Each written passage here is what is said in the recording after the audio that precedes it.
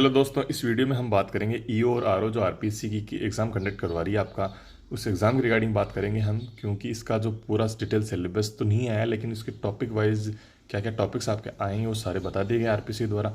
तो आज से हम आरओ एंड ईओ के लिए स्पेशल एक बैच चालू कर रहे हैं। उसमें सारे सब्जेक्ट का अलग अलग टॉपिक वाइज सारे क्लासेस स्टार्ट करने जा रहे हैं अपन।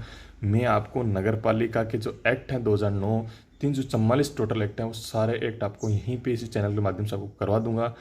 आप बने रहिए। तो आइए हम देखते हैं सबसे पहले इसका सिलेबस क्या है। तो इसके सिलेबस में सामान्य ज्ञान जो 80 नंबर का है, जो सिर्फ जनरल नॉलेज का है, इसमें सिर्फ एक दिया हुआ है। सबसे पहला टॉपिक है इंडियन पॉलिटी। आज इस वीडियो में, आज इस पहली क्लास है हमारी, इसमें इंडियन पॉलिटी हम स्टार्ट करने जा रहे हैं। इंडियन पॉलिटी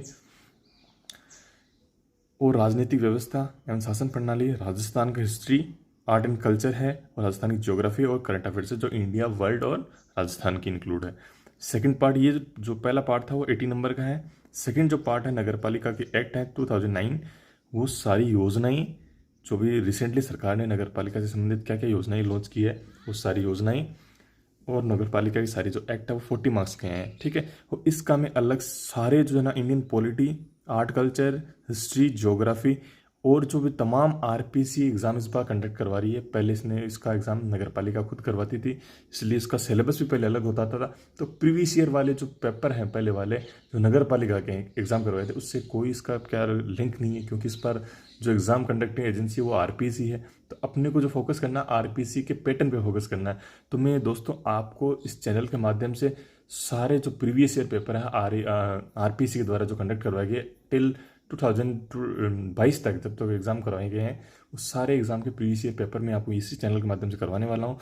आज हम स्टार्ट करने वाले हैं, हमारी पहली क्लास है इंडियन पॉलिटी। इंडियन पॉलिटी के previous year question topic wise along with explanation theory के साथ उसको देखेंगे अपन। आइए शुरू करते हैं हमारा पहला टॉपिक इंडियन पॉलिटी का।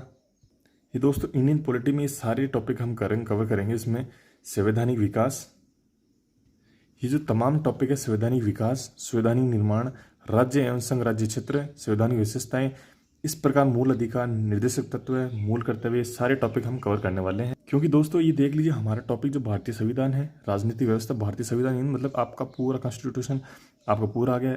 इन जो जो पॉलिटिकल सिस्टम्स होता है वो राजनीतिक व्यवस्था पूरी आ गई। इसमें शासन प्रणाली, जो शासन प्रणाली से संबंधित टॉपिक है, यानी पूरा लगभग इंडियन पॉलिटिक्स ने पूरी कवर कर रखी है।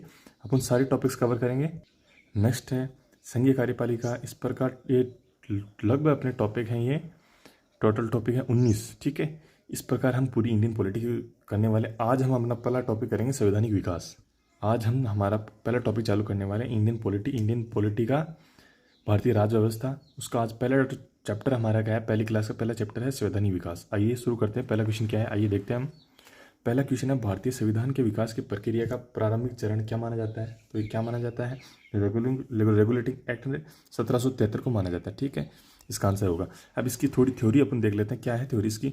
1773 का रेगुलेटिंग एक्ट, इसका उद्देश्य भारत में ईस्ट इंडिया कंपनी की गतिविधियों को ब्रिटिश सरकार की निगरानी में लाना था। इसके अतिरिक्त कंपनी का संचालन समिति में आमूलचूल परिवर्तन करना, कंपनी के राजनीतिक अस्तित्व को स्वीकार कर उसके व्यापारिक ढांचे को राजनीतिक कार्य संचालन योग्य बनाना भी इसका उद्देश्य था।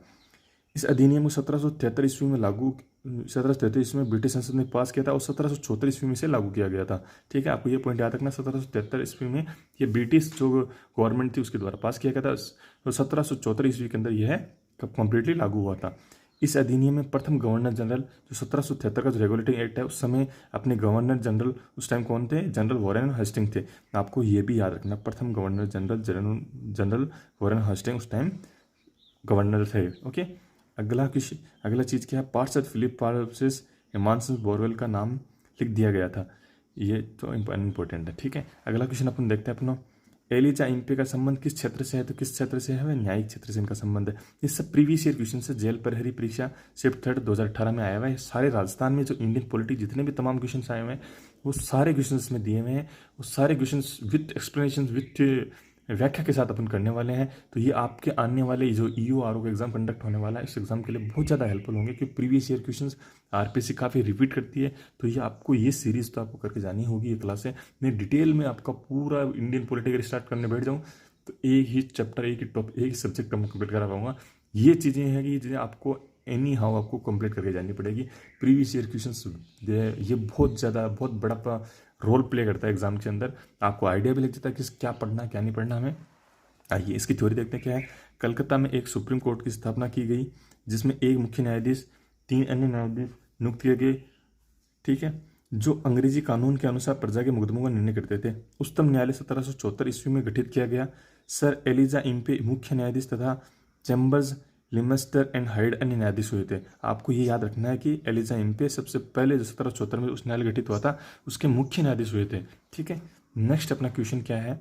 1774 में कलकत्ता में स्थापित उच्चतम न्यायालयों में मुख्य न्यायाधीश सहित कुल न्यायाधीशों की संख्या कितनी थी। 1774 ईस्वी का पूछ रहा है ये देख लो, 2018 जेल परेरी एग्जाम में ये पूछा गया क्वेश्चन है। तो वो कितनी संख्या थी, वो संख्या 4 थी, ठीक है। नेक्स्ट क्वेश्चन क्या है अपना, किस अधिनियम के द्वारा बोर्ड ऑफ कंट्रोल की स्थापना की गई थी। बोर्ड ऑफ कंट्रोल की स्थापना की गई थी, किसके द्वारा की गई थी। पिट्स इंडिया एक्ट 1774 में 84 में आया था, उसके द्वारा इसकी की गई थी, ठीक है। तो इसकी थ्योरी अपन देख लेते हैं क्या है इसकी। पिट्स इंडिया एक्ट 1784 ईस्वी में आया था। रेगुलेटिंग एक्ट में व्याप्त खामियों को दूर करने के लिए सरकार ने इस एक्ट को पारित किया था। 6 कमिश्नरों की एक बोर्ड का गठन हुआ था, जिसे भारत में अंग्रेज क्षेत्र में नियंत्रण का पूरा अधिकार दे दिया गया था। संचालन या बोर्ड कंट्रोल की अनुमति के बिना गवर्नर जनरल को किसी भी भारतीय नरेश के साथ संघर्ष आरंभ करने या किसी राज्य को अन्य राज्यों के आक्रमण के विरुद्ध सहायता का आश्वासन देने का अधिकार नहीं था। इस अधिनियम द्वारा कंपनी के संविधान में मुख्य परिवर्तन करते हुए उसके राजनीतिक या व्यापारिक कार्यों को अलग अलग कर दिया गया था। ये इंपॉर्टेंट चीज़ है, इंपॉर्टेंट लाइन है ये, यू शुड बी रिमेंबर, ठीक है। ओके, नेक्स्ट क्वेश्चन अपना देखते हैं अपन क्या है।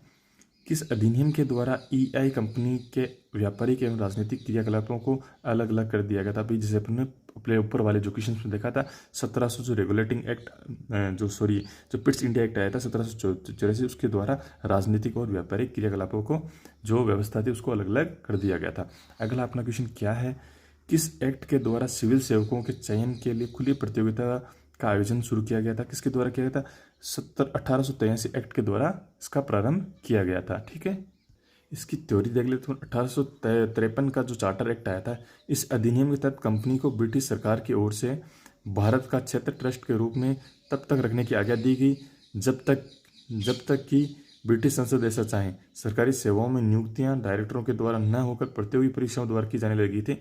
यानी जो डायरेक्टरों की नियुक्ति जो अपॉइंटमेंट की जाने लगी वो कॉम्पिटिटिव एग्जाम के थ्रू कब की जाने लगी, 1853 का चार्टर एक्ट के थ्रू की जाने लगी, ठीक है। 1854 ईस्वी में मेकाले समिति की नियुक्ति की गई ताकि इस योजना को क्रियान्वित किया जाए। लॉर्ड मेकाले जो समिति थी वो 1854 में इसको नियुक्त किया गया था, जो इस योजना को लागू किया गया था उसको क्रियान्वयन के लिए इस चीज़ को लागू किया गया। अगला अपना क्वेश्चन क्या है, किस एक्ट के माध्यम से गवर्नर जनरल का पदनाम वायसराय कर दिया गया था। किसके द्वारा, 1858 में जो एक्ट आया था उसके द्वारा उसको किया गया था, ठीक है। इसका क्या है, 1858 का एक्ट क्या कहता है, इस अधिनियम के तहत ब्रिटिश ईस्ट इंडिया कंपनी का शासन समाप्त कर दिया गया था। उस शासन की जिम्मेदारी ब्रिटिश क्राउन को सौंप दी गई थी। ब्रिटिश ईस्ट इंडिया कंपनी का शासन समाप्त करके ब्रिटिश क्राउन को सौंप दिया गया था। भारत का गवर्नर जनरल अब भारत का वॉइसरॉय कहा जाने लगा, और भारत का जो गवर्नर जनरल था 1858 के एक्ट के बाद उसको भारत का वॉइसरॉय कहने लगे थे। Board of direct and board of control के समस्त अधिकार भारतीय सचिव को सौंप दिए गए थे। ये बहुत इंपॉर्टेंट चीज़ है, ये secretary of the state of India, मतलब board of direct and board of control को समस्त अधिकार भारतीय सचिव को सौंप दिए गए थे, ठीक है। ये चीज़ें इस 1858 के अधिनियम में हुई थी। अगला अपना क्वेश्चन क्या है, किस कानून के द्वारा भारत में ईस्ट इंडिया कंपनी का शासन समाप्त हुआ था। गवर्नमेंट ऑफ इंडिया एक्ट 1858 के द्वारा भारत में ईस्ट इंडिया कंपनी का शासन समाप्त हुआ था, ठीक है। नेक्स्ट क्वेश्चन क्या, फर्स्ट ग्रेड हिस्ट्री का जो पेपर हुआ था 2014 में, उसमें आया हुआ क्वेश्चन है, तो बहुत इंपॉर्टेंट चीज़ें हैं ये सारे जो राजस्थान के प्रीवियस ईयर पेपर हुए हैं उसमें तमाम पेपर में ये पूछे गए क्वेश्चन हैं। बहुत ज़बरदस्त, बहुत शानदार ये सीरीज़ है, आपके लिए ईओ और आरओ के लिए रामबाण साबित होने वाली चीज़ें हैं ये। अगला क्वेश्चन देखते हैं अपन, भारतीय परिषद अधिनियम 1861 के बारे में निम्नलिखित कथनों पर विचार कीजिए। तो क्या है इसका पहला स्टेटमेंट क्या है, गवर्नर जनरल की परिषद में अतिरिक्त सदस्यों की अधिकतम संख्या 12 प्रस्तावित की गई, बिल्कुल सही है। अतिरिक्त सदस्यों का कार्यकाल 1 वर्ष के लिए प्रस्तावित किया गया, नहीं, बिल्कुल गलत है ये।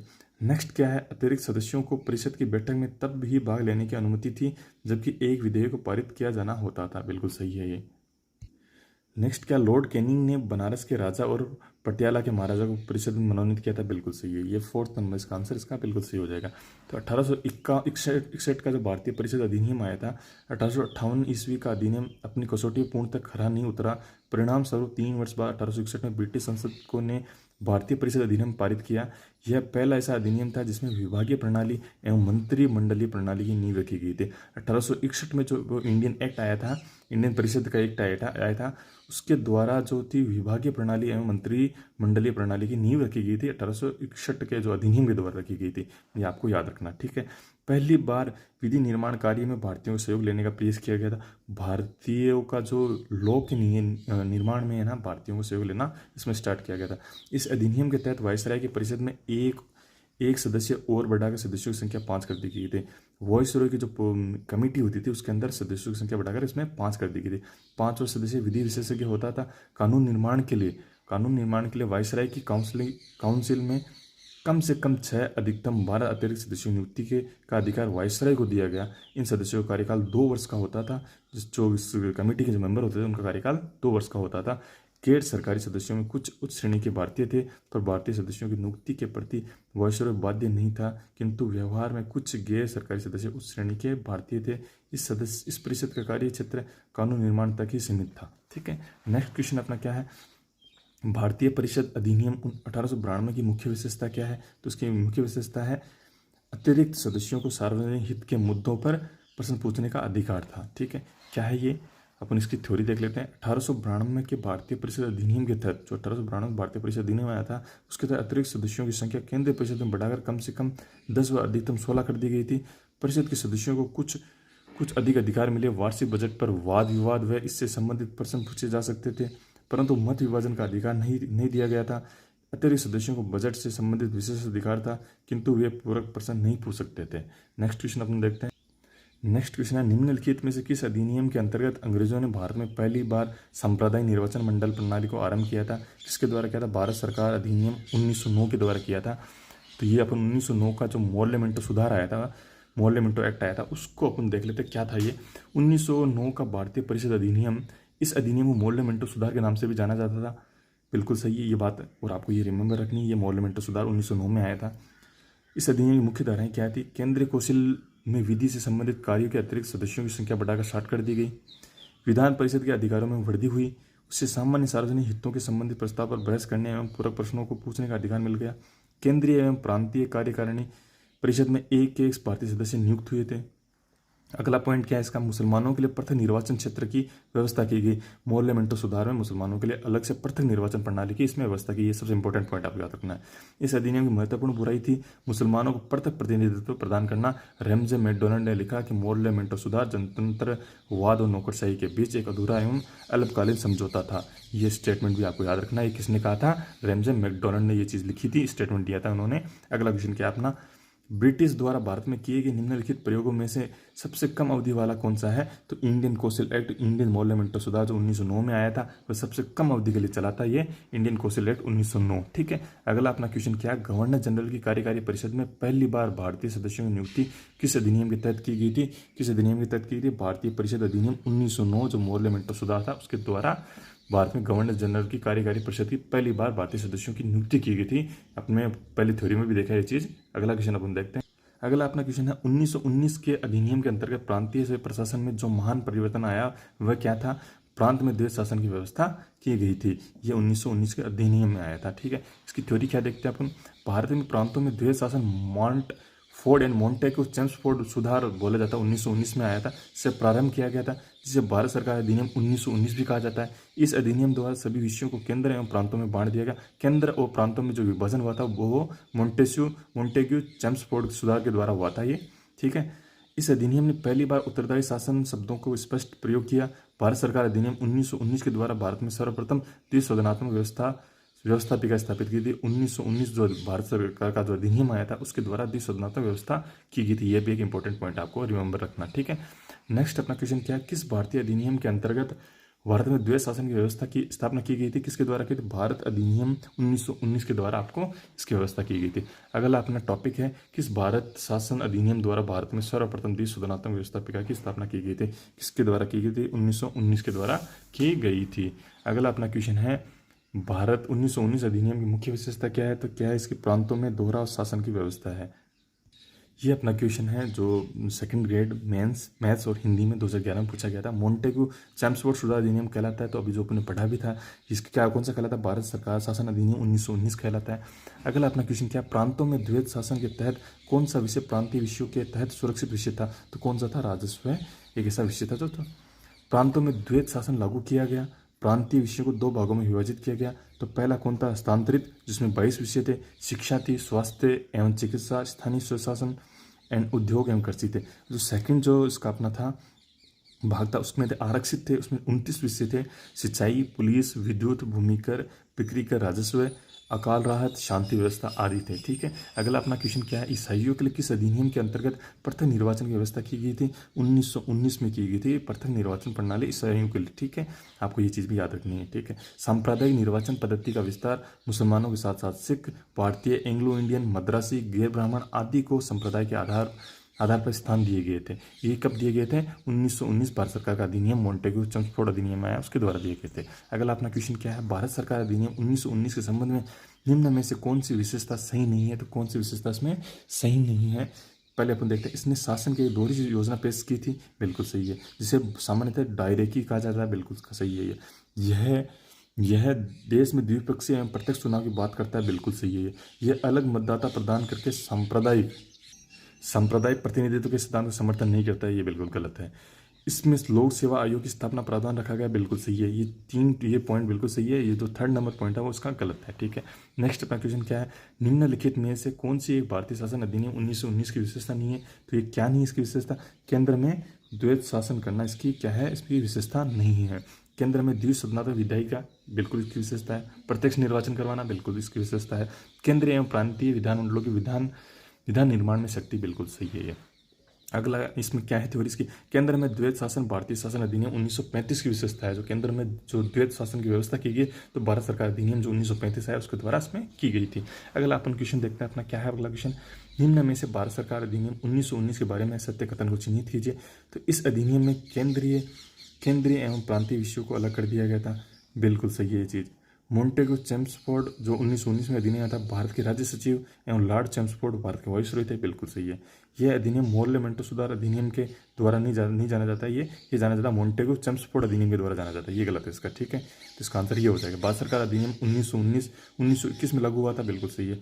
भारत शासन अधिनियम 1909 मोर्ले मेंटो सुधार अधिनियम के नाम से जाना जाता है। जो 1909 में जो अधिनियम आया था उसे मोर्ले मेंटो सुधार के नाम से जाना जाता है। ठीक है, तो नेक्स्ट क्वेश्चन अपना क्या है, नेक्स्ट क्वेश्चन अपना, भारत सरकार अधिनियम 1919 के संदर्भ में निम्नलिखित कथनों में से कौन सा एक सत्य है, असत्य है, तो कौन सा है, द्विसदनात्मक विधानमंडल प्रारंभ किया गया था, 1919 अधिनियम किया था, बिल्कुल सही है। उस सदन को राज्य परिषद कहा गया था, बिल्कुल सही है। निम्न सदन को विधानसभा कहा गया, बिल्कुल ही सही है। विधानसभा का कार्यकाल 5 वर्ष निश्चित इसमें नहीं किया गया था, ये गलत है। ठीक, इसमें जो किया गया था केंद्रीय विधानसभा का जो कार्यकाल था 1919 अधिनियम में 3 वर्ष का था, जिसे गवर्नर जनरल बढ़ा भी सकता था। ठीक है, उस टाइम 5 वर्ष का प्रोविजन नहीं था। ओके, नेक्स्ट अपना क्वेश्चन है, किस अधिनियम से लोक सेवा आयोग के गठन का प्रयास किया गया था, किसके द्वारा किया था, 1919 एक्ट जो आया था उसके द्वारा इसका किया गया था। अगला अपना क्वेश्चन क्या कहता है, भारत शासन अधिनियम 1919 के तहत गठित राज्य परिषद काउंसिल ऑफ स्टेट्स के पहले अध्यक्ष कौन थे, तो वो कौन थे, अलेक्जेंडर मूडीमैन थे। अगला अपना क्वेश्चन है, नीचे 2 दिए गए वक्तव्य हैं,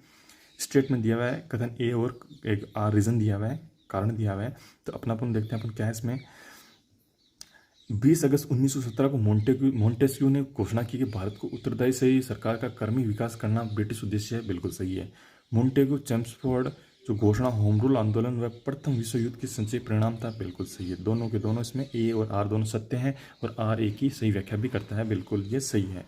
अगला अपना क्वेश्चन क्या कहता है, केंद्रीय विधानसभा का निम्नलिखित में से कौन सा निर्वाचन भारत सरकार अधिनियम 1919 के तहत हुआ था, किसका हुआ था, 1926 का और 1945 का हुआ था। ठीक है, अगला अपना क्वेश्चन, 1935 के अधिनियम की मुख्य विशेषता क्या है, तो इसका 3rd आंसर था इसका, 1935 के अधिनियम की मुख्य विशेषता क्या है, प्रांतों में जो स्वायत्तता स्थापित करना, ये 1935 के अधिनियम की विशेषता थी। अगर इसका अपन देखते हैं, इसकी थ्योरी देखते हैं। भारत का वर्तमान संवैधानिक ढांचा बहुत कुछ 1935 के अधिनियम पर आधारित है, जो अपना जो संवैधानिक जो रूल्स रेगुलेशन सबसे ज़्यादा 1935 के अधिनियम से लिए गए हैं। तो अपना जो मेन संवैधानिक ढांचा मेनली डिपेंड करता है 1935 के अधिनियम पर डिपेंड करता है। 1935 के मुख्य उपबंध इस प्रकार है, उसमें क्या क्या जो उसमें रूल रेगुलेशन अपने संविधान में अपनाए हैं वो चीज़ देख लेते हैं। पहला क्या है, संघात्मक सरकार की स्थापना, यानी केंद्र में अखिल भारतीय संघ की स्थापना करना 1935 अधिनियम से किया गया था। केंद्र में द्वैध शासन की स्थापना की गई, प्रांतों में द्वैध शासन के स्थान पर स्वायत्त शासन की स्थापना की गई थी। द्विसदनीय केंद्रीय विधानमंडल की स्थापना की गई थी। प्रांतीय शासन व्यवस्था की स्थापना की गई थी।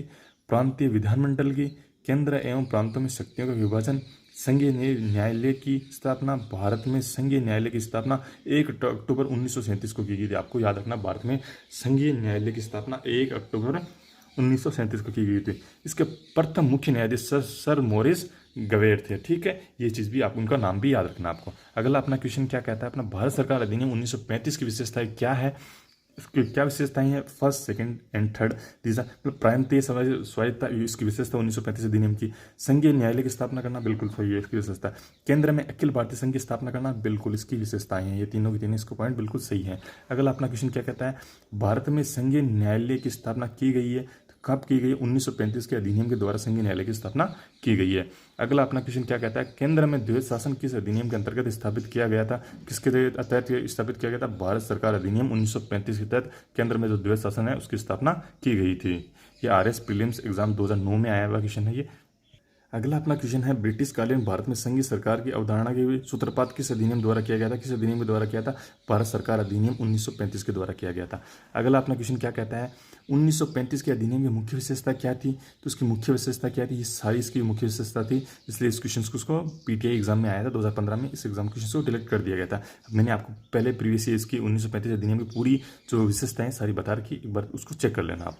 ठीक है, नेक्स्ट अपना क्वेश्चन है, निम्न में से भारत सरकार अधिनियम 1935 की मुख्य विशेषताओं में से नहीं है, तो क्या नहीं है, अपन अवशिष्ट विषय प्रांतीय विधेयकों को आवंटित किए गए थे या प्रांतियों को नहीं किए गए हैं, ये इसका ऑप्शन गलत हो जाएगा। इसमें प्रांतीय स्तर पर द्वैध शासन प्रणाली को समाप्त करके केंद्र में लागू किया गया, बिल्कुल सही है।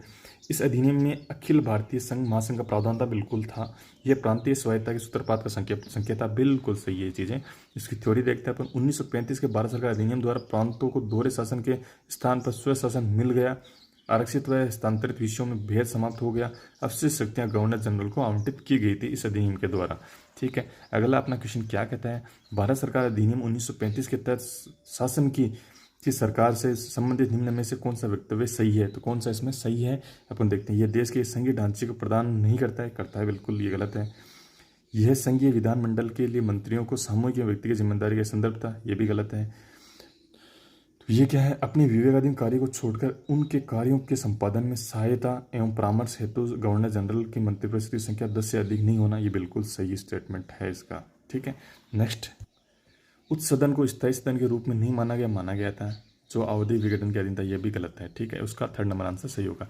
अगला अपना क्वेश्चन, 1935 के भारत सरकार अधिनियम पृथक निर्वाचन प्रतिनिधित्व में किन्हें स्थान नहीं दिया गया था, किन्हें नहीं दिया गया था, पारसियों को स्थान नहीं दिया, मुस्लिम को दिया गया, सिख को दिया गया, एंग्लो इंडियंस को दिया गया था।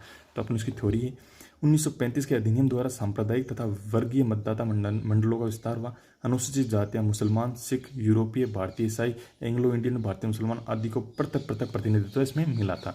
अगला अपना क्वेश्चन क्या है, निम्नांकित में से कौन भारतीय शासन अधिनियम 1935 की विशेषता नहीं है, प्रांतों में द्वैध शासन की विशेषता इसकी एक विशेषता नहीं है। ठीक है, प्रांतों में द्वैध शासन भारतीय शासन अधिनियम 1919 की विशेषता है, संघ एवं प्रांतीय स्वायत्तता इसकी विशेषता है, केंद्र में द्वैध शासन इसकी विशेषता है, समवर्ती सूची का सर्जन इसकी विशेषता है। अगला अपन क्वेश्चन देखते हैं क्या है अपना, किस व्यक्ति ने भारत सरकार अधिनियम 1935 के बारे में कहा कि वह एक यंत्र मशीन था जिसके अवरोध ब्रेक्स शक्तिशाली थे किंतु उसके इंजन नहीं थे, ये स्टेटमेंट कहा गया था, जवाहरलाल नेहरू जी के द्वारा कहा गया था। जवाहरलाल नेहरू ने इसे दास्ता का नया चार्टर, अनेक ब्रेकों वाली परंतु इंजन रहित मशीन की संज्ञा दी है। मदन मोहन मालवीय ने इसे बाह्य रूप से जनतंत्रवादी और अंदर से खोखला कहा है। राजगोपालाचार्य ने इसे द्वैध शासन प्रणाली से भी बुरा कहा है। जिन्ना ने इसे पूर्णतः सड़ावा, मूल रूप से बुरा एवं बिल्कुल अस्वीकृत बताया है। ये चीज़ें स्टेटमेंट कहे गए, आपको इन चीज़ों को ध्यान में देना है एक बात। क्वेश्चन है अपना अगला, किसने 1935 के अधिनियम की आलोचना करते हुए उसे एक दास्ता की घोषणा पत्र की संज्ञा दी थी, अपन ने पहले भी पढ़ी थ्योरी में पढ़ा, किसने कहा था, वह जवाहरलाल नेहरू जी ने कहा था। ठीक है, अगला अपना क्वेश्चन है, सिंध को बम्बई प्रांत से पृथक्करण कब किया गया था? भारत सरकार अधिनियम 1935 के द्वारा सिंध को बम्बई प्रांत से अलग किया गया था। 1935 के अधिनियम के तहत दो नए प्रांत सिंध और उड़ीसा का निर्माण हुआ। मुस्लिम लीग की मांग पर सिंध को बम्बई से अलग किया गया था। ठीक है, मुस्लिम लीग की मांग के उपलक्ष्य में किया, उसके वजह से किया गया था। अगला क्वेश्चन क्या है? भारत सरकार अधिनियम 1935 के संदर्भ में असत्य कथन की पहचान कीजिए। असत्य कथन कौन सा है? इसमें अधिनियम की अनुसूची 7 में तीन सूचियां थी जो केंद्र प्रांत के मध्य शक्ति विभाजन को दर्शाती है। बिल्कुल सही है। केंद्र सूची में 59 विषय थे। बिल्कुल सही है। प्रांतीय सूची में कितने विषय थे? प्रांतीय सूची में 54 विषय थे। ये इसमें टोटल 36 थे। प्रांतीय विषय में कितने थे? 54 विषय थे। ये इसका आंसर गलत हो जाएगा। अवशिष्ट शक्तियां गवर्नर जनरल में अंतर्गत नहीं थी। बिल्कुल सही है, अपने पढ़ा था ये। अगर इसमें थे 1935 के अधिनियम में के विषयों में 3 श्रेणियों में बांटा गया था: संघ सूची, राज्य एवं प्रांतीय सूची, समवर्ती सूची। संघ सूची में 59 विषय थे और राज्य और प्रांतीय सूची में 54 विषय थे और समवर्ती सूची में 36 विषय थे। अगला अपना क्वेश्चन क्या कहता है? 1935 के अधिनियम के अंतर्गत समवर्ती सूची में कितने विषय थे? समवर्ती सूची में कितने विषय थे? 36 विषय थे समवर्ती सूची के अंतर्गत। ठीक है। अगला क्वेश्चन है अपना, भारत शासन अधिनियम 1935 के संबंध निम्नलिखित कथनों पर विचार कीजिए। तो कौन कौन से इसके कथन इसके सही हैं? तो अधिनियम में 110 धाराएं थी, 12 अनुसूचियां थी। ये नहीं, इसका सही स्टेटमेंट नहीं है इसका। अधिनियम ऐसे अखिल भारतीय संघ की स्थापना व्यवस्था की गई जिसमें प्रांत एवं देशीय रियासतों के रूप में सम्मिलित थे। बिल्कुल सही है ये। अधिनियम ने केंद्र इकाइयों के मध्य शक्तियों का विभाजन और 2 सूचियां, संघीय सूचियों और प्रांतीय सूचियों में किया था। ये गलत है। अवशिष्ट शक्तियां गवर्नर जनरल को दी गई, उपयुक्त में से कौन सा कथन सही नहीं है? तो ये अवशिष्ट शक्तियां गवर्नर जनरल को दी गई थी। बिल्कुल सही। 2 और 4 इसके राइट आंसर है इसके। ठीक है। ब्रिटिश शासन ने के पूरे इतिहास में 1935 का अधिनियम सबसे लंबा चौड़ा प्रलेख था। इसमें 14 भाग, 321 धाराएं और 10 अनुसूचियां, 7 अनुसूची में 7वीं अनुसूची में 3 सूचियां शामिल थी। ठीक है। कितने थे? 14 भाग थे, 321 धाराएं और 10 अनुसूचियां थी और 7वीं जो अनुसूची उसमें 3 सूचियां अलग से सम्मिलित थी। ठीक है, ये आपको याद रखना है। अगला अपना क्वेश्चन क्या है? 1935 के अधिनियम के अंतर्गत गवर्नर जनरल की कार्यकारिणी के सदस्यों की नियुक्ति कौन करता है? गवर्नर जनरल स्वयं करता है इन चीज़ों की नियुक्ति। केंद्र सरकार की कार्यकारिणी शक्ति गवर्नर जनरल में नहीं थी। बिल्कुल सही है। गवर्नर जनरल को विवेकाधीन शक्तियां भी प्रदान की गई थी। यह बिल्कुल सही थी। अगला क्वेश्चन क्या है अपना? भारतीय संविधान सभा ने संप्रभु संस्था का दर्जा प्राप्त किया। किसके द्वारा प्राप्त किया? भारतीय स्वतंत्रता अधिनियम 1947 से प्राप्त किया था।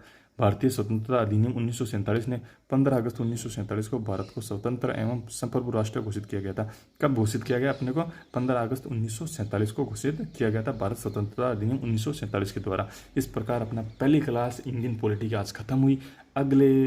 अगले वीडियो के अंदर, अगली क्लास के अंदर अपन अगला चैप्टर को कवर करेंगे।